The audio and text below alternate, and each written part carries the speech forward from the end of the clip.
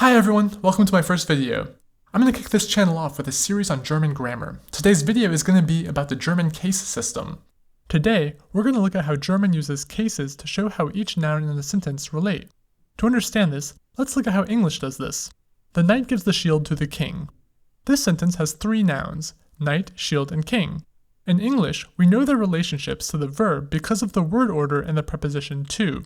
An English sentence almost always goes subject, verb, object, and then it adds any additional nouns that give more information, such as to whom and where. Now, most of us are comfortable with subjects and verbs, but we may be a bit unsure when it comes to direct and indirect objects. Let's use this sentence as an example. Since the knight is giving the shield, the word giving is directly affecting the shield, making it the direct object.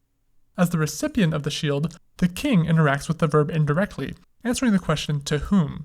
Indirect objects are usually preceded by a preposition like to, at, or in based on what additional information they're providing.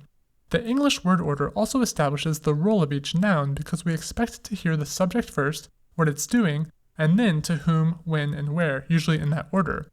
Changing this order even a little bit breaks the sentence and doesn't sound natural.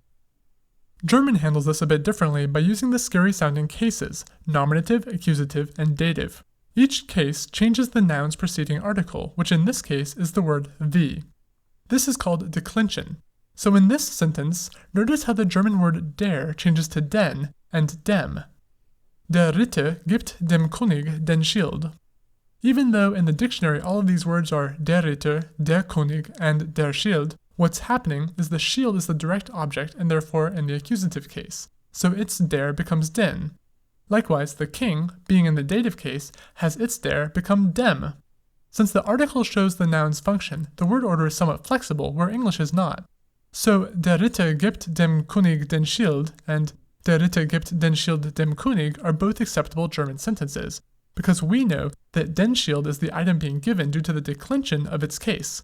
As a general rule of thumb, you'll usually hear the dative case words come before the accusative case, but there is a bit of Sprachgefühl in German word order. If you would like to learn more about that, I recommend an article from the blog Your Daily German, which I have a link below. You may have also noticed that the sentence in English required the word to, but the German sentence did not. The main takeaway for now, though, is the subject is in the nominative case, the object it's acting on is in the accusative case, and the nouns answering to whom and where are in the dative case. Now, as you've probably seen, German nouns fall into one of three genders, masculine, neuter, and feminine, each of which has its own article. For this example, let's look at der Ritter, das Schwert, and die Prinzessin. The words der, das, and die decline differently in each of the cases, and this is where the dreaded conjugation tables, which show up in every German textbook, start to come in.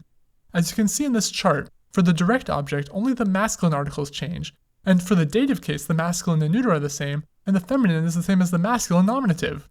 As a learner, this can be frustrating to get the hang of, and it takes practice to get used to. You really need to learn the gender as you learn the noun. You'll notice I color coordinate my notes to help make connections. There are some rules which may help, and I recommend this article from German with Laura for more about that. Now, let's apply these words by putting them in simple sentences. Der Ritter gibt der Prinzessin das Schwert. Die Prinzessin gibt dem Ritter das Schwert.